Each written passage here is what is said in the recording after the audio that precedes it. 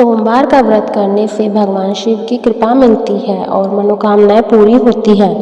इस व्रत से मानसिक क्लेश दूर होते हैं और दाम्पत्य जीवन में सुख समृद्धि आती है। आइए सुनते हैं सोमवार व्रत की कथा। किसी नगर में एक धनी व्यापारी रहता था। दूर दूर तक उसका व्यापार फैला हुआ था। नगर के सभी लोग उस व्यापारी का सम्मान करते थे।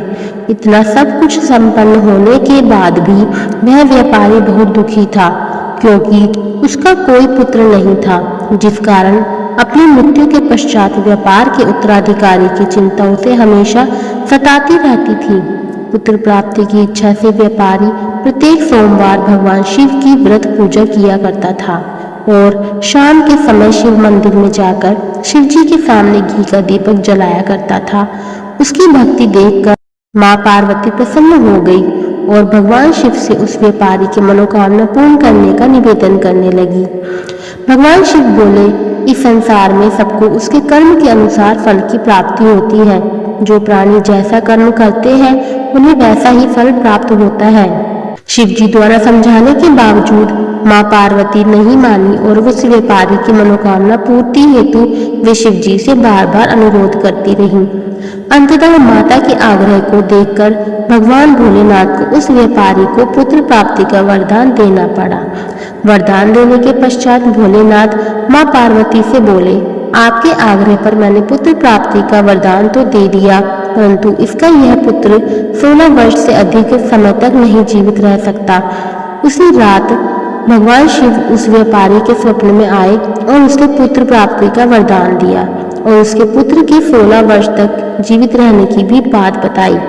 भगवान के वरदान से व्यापारी को खुशी तो हुई, लेकिन पुत्र की अल्पायु की चिंता ने उस खुशी को नष्ट कर दिया। व्यापारी पहले की तरह सोमवार के दिन भगवान शिव का विधिवत व्रत करता रहा।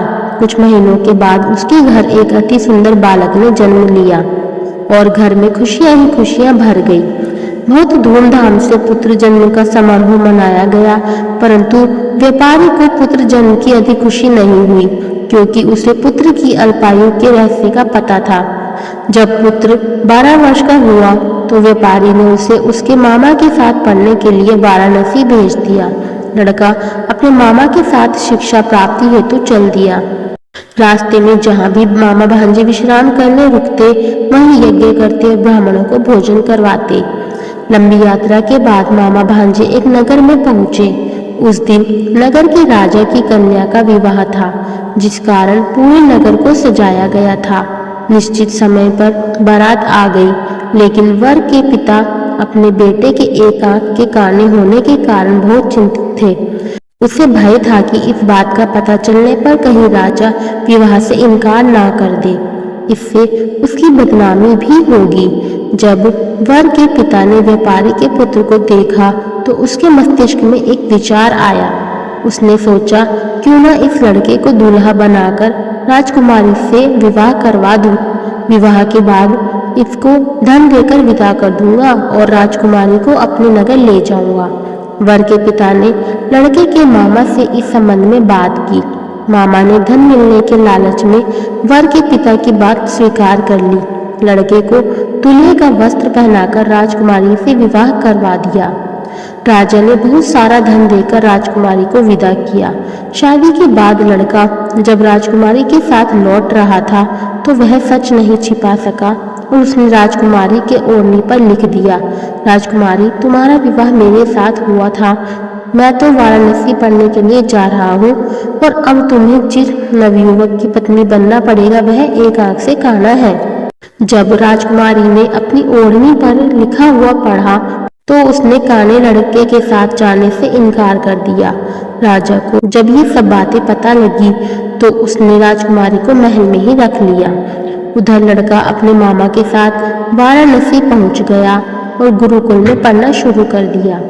जब उसकी आयु 16 वर्ष की हुई तो उसने यज्ञ किया। यज्ञ की समाप्ति पर ब्राह्मणों को भोजन करवाया और खूब अन्न वस्त्र दान किए। रात को वह अपने शयन कक्ष में सो गया। शिव के वरदान के अनुसार शयनावस्था में ही उसके प्राण पखेरु उड़ गए। सूर्योदय पर मामा मृत भांजे को देखकर रोने पीटने लगा।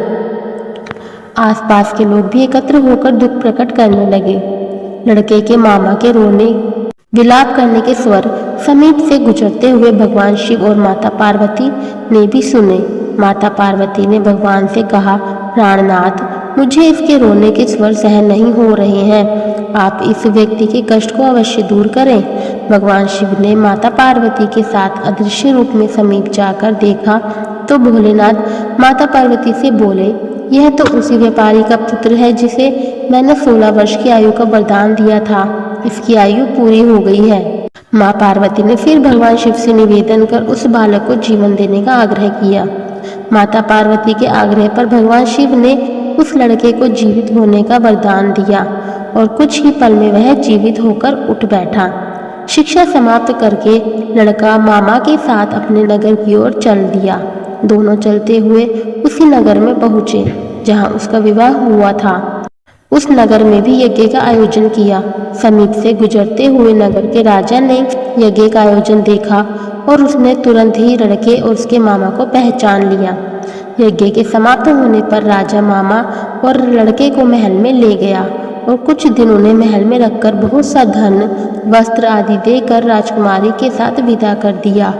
इधर भूखे प्यासे रहकर व्यापारी और उसकी पत्नी बेटे की प्रतीक्षा कर रहे थे। उन्होंने प्रतिज्ञा कर रखी थी कि यदि उन्हें अपने बेटे की मृत्यु का समाचार मिला तो दोनों अपने प्राण त्याग देंगे। परंतु जैसे ही उसने बेटे के जीवित वापस लौटने का समाचार सुना तो वह बहुत प्रसन्न हुआ।